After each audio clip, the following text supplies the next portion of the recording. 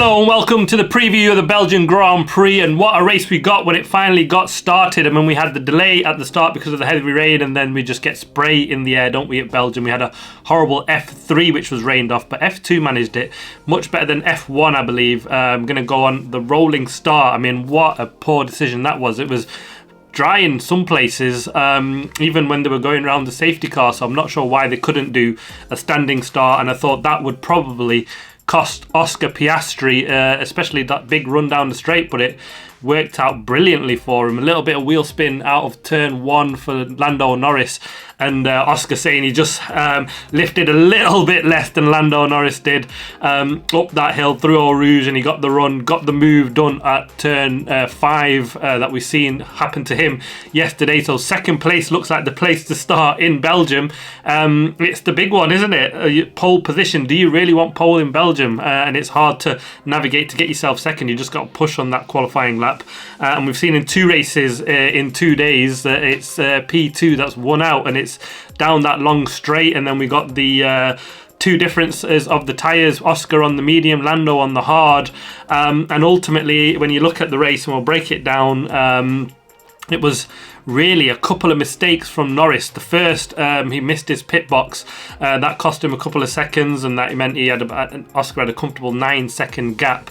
Once Norris got out, he pitted 1 lap later. Oscar called that right. I mean, Lewis Hamilton got the best call on the strategy on that one. And, you know, made up a chunk of positions, did Lewis, and I'll get to his race. But at the front, it was that extra lap. Oscar really made the most of that. That mistake of Norris, like I said, in the pits cost him time. A 9-second gap, and then, about 3 mistakes really cost him about three and a bit seconds. And he comes home behind Oscar we got to within 4 seconds of him. So we would have been in the DRS zone with that, without them mistakes. And he cost himself a chance. I mean, not to say he would have strolled up and passed Piastri, but he cost himself a chance at a fight for the win, did Norris. Again, mistakes from him. We've seen these in the past, and they rear their ugly head again when he's in a battle with his teammate. And, it's crucial, actually, because he would have got himself down to within 2 points of Piastri going to a track that he absolutely loves in the Hungaroring. So, now a 15-point gap, and it could go to a 16-point gap. It could go to 22 points, I believe. Oh no, 23 points could be the gap, and that was the gap before Silverstone, where Norris went on that run. And if Oscar can get that into the summer break, he's holding all the cards in the championship, which looks like now a real battle between the 2 McLaren boys. Up behind, Charles Leclerc did a brilliant defensive job early doors. He was, used Inter's really struggling on them, but managed to keep Max Verstappen behind. Even then, when it turned into the dry tyres, I thought Max might still get Charles Leclerc, but a fantastic drive from Charles to keep P3. A podium position for him was absolutely phenomenal. One of the stars. Not quite my driver today, because I've given that to Oscar Piastri, because I thought he just held on brilliantly well, drove a fantastic race, a brilliant win from him. But a real close second for me was Lewis Hamilton, because he was flying. Pit lane start, and he'd made up 5 positions up to P14 before he had that brilliant call to come in very early, the first to pit onto the dry tyres, and made up another 6 positions, got up right behind Alex Albon. He'll be disappointed he didn't make that up into 6th place finish. Just couldn't. That Williams super slippery down that straight, and a fantastic job from Alex. A brilliant P6 home from him. But Lewis, from way back from the pits to come home P7 was he'd be really happy with that in the end, after 2 real disappointing qualifying sessions and a horrible sprint race. But when it counted, Lewis does what he can. The experience counting for him. A brilliant job from him. And that was pretty much the story of the race. It was pretty, again, just like the sprint, people getting close but just couldn't make the pass. And that's what we've seen in Belgium. Well, 2 races now. We've seen it often as well when it's dry. The only good thing here is that we do get these mixed conditions, but it's a shame that you can't really run when it's too wet because of the spray, and we kind of lose out an awful lot, like the fans, and it's a shame.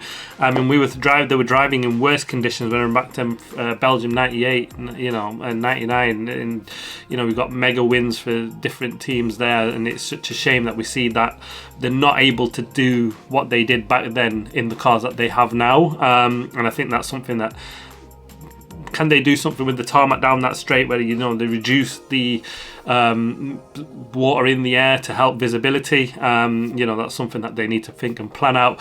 Let's get to the 3 good and the 3 bad, starting with Oscar Piastri, and the first of the 3 good.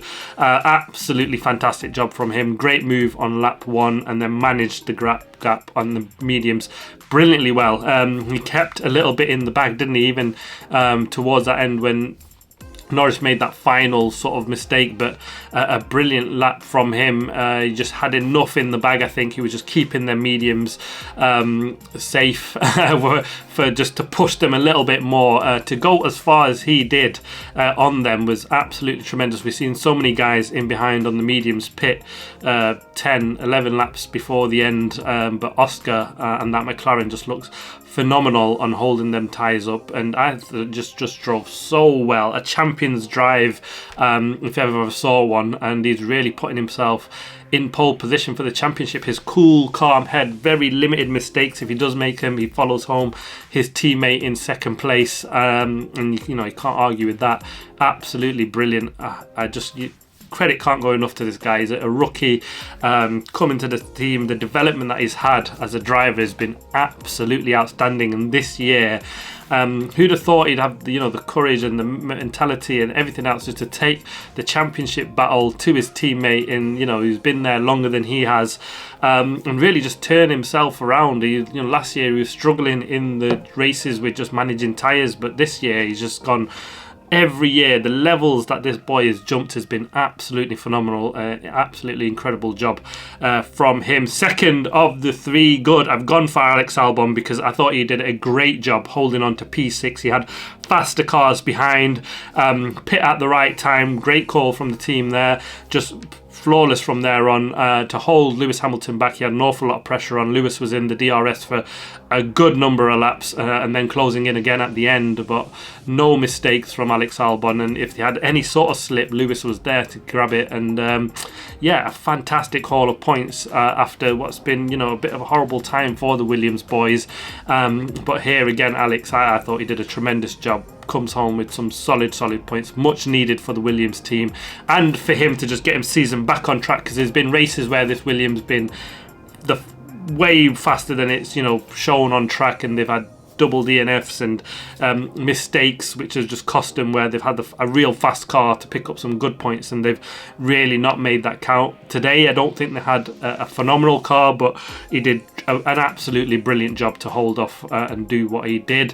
Third of the 3 good, not surprising, going for Lewis Hamilton from pits to P7.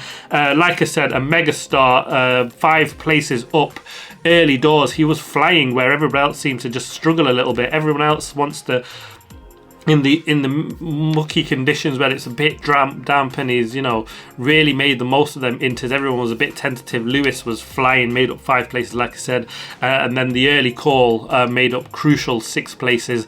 I think the disappointing bit is that he just didn't get Alex Albon for that P6 in the end, but from pits to P7 he can be mega happy with that one. A shout out though to his teammate Charles Leclerc to hold on to P3. I thought he did a brilliant job. I didn't think he'd be able to hold on to that.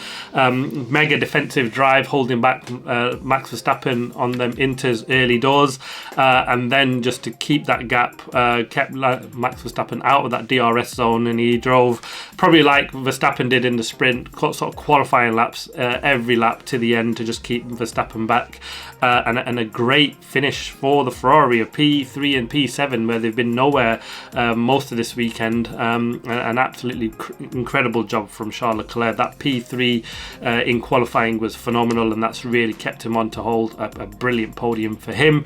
On to the 3 bad, and starting with disappointingly, Nico Hülkenberg was actually going really well for him, got himself into P10. He was in the points, and then they strangely pit with about 10 laps to go. I'm not sure if they saw something on the data where they thought this is either going to go off the cliff or there's some danger of this sort of tyre exploding. But then he was flying when you thought, could this work out for him? But then he was 2.5 seconds faster than the guys up ahead, even Pierre Gasly, who got that 10th place in the end. Just wasn't to be. Really bad call, I think. Last weekend they got every single call correct. This weekend the call cost him points in the end, which would have been brilliant to finish where he did P12 in the end. I think that's disappointing when he could have comfortably held on for that P10 and the points.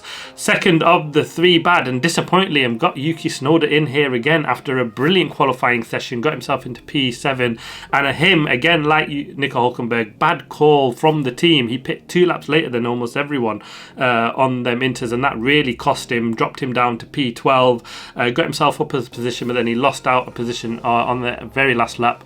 P13 finish from him, disappointing in the end. I mean, to explain some of why he's probably not had the greatest of times, is I only just got the new upgraded floor that Max Verstappen's been driving for a couple of races, so hopefully that explains why, you know, Yuki's not had the pace that we've seen of Max. Some turn in performance, especially in qualifying, but race day again disappointing. He'd been really hoped he could have come home with some decent points, and he had held on to P7 or P8, which was definitely possible, but just for a bad team call to just keep him out on the mentors in the end was, yeah, really costly for him. Third of the three bad, I'm going for Isaac Hadjar, because he was, I'm sure he must have had damage. I'm not seeing what or why, but he was running, he was P8 he started, and then he finished last. He was 19 seconds or something down on Colapinto, so really not sure what's happened. He must have been carrying some damage. I need to check that one out again, but for me to go from P8 to last, plumb last, comfortably miles back, yeah, can't explain that one. And it was just what looked like a real promising weekend for Isaac Hadjar. He'll be disappointed his teammate finished 8th, probably where he started, and for him to finish last and way down, yeah, can't explain that one. A horrible race for him. And there we have it. That's the Belgian Grand Prix, the sprint race weekend done. We go to Hungary next, just a week's time. Should be absolutely brilliant. Can't wait for the action to get going there. You know, the title is really hotting up. Can Lando Norris reel Oscar Piastri back in this championship? Will Oscar extend his lead in the championship? And can we get some surprise performances? We've seen Lewis Hamilton in the Mercedes pull off a pole position there not too long ago, so, you know, could we see a surprise if some cooler conditions? Can we see the Mercedes come back into the front? Will Ferrari, you know, go get there on top of things with this rear suspension that they introduced this weekend, get a little bit more time to understand it, and can we see them fighting for podiums with Max Verstappen going forward? A lot of unknowns, but yeah, it turned out to be a pretty decent race. I don't think it was an absolute classic, the Spa Grand Prix this weekend, but you know, it pulled off some good battles, thankfully, at the front. But yeah, shame, a couple of mistakes from Norris cost him a chance to fight for the win in the end. But hats off to Oscar Piastri on the final thoughts. I thought he drove absolutely brilliantly this weekend. He come into the weekend like a man on fire. He's, you know, brilliant pole position for sprint. Shame he didn't get the win in the sprint, but he come on second, made another point on his teammate in the championship, and yeah, he was disappointed with the qualifying P2, but ultimately I think he would sneakily underneath just sort of smirking a little bit, thinking, yes, I've got the opportunity that Max had yesterday, and he put that right, even under the rolling start where I thought he might have lost that opportunity.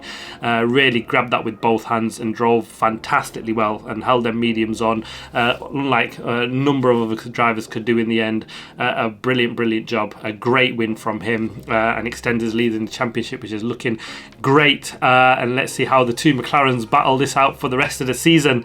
Glad, you know, we've got two guys in great cars, really just, you know, taking the fight to each other. It's what we've kind of missed under the Red Bull era of Max dominating things. He didn't really have a teammate to take a fight to him in the championship, and you know, this is what really makes this season a lot more exciting than we've seen previously. Two teammates in similar machinery going head to head is absolutely brilliant to watch. But there we have it. That's the Belgian Grand Prix preview. Watch out for the driver ratings coming shortly, and then we've got quickly into Spa and the preview, so watch out for that coming early to middle next week. Thanks for watching. Please like, subscribe, comment. As always, see you on the next one.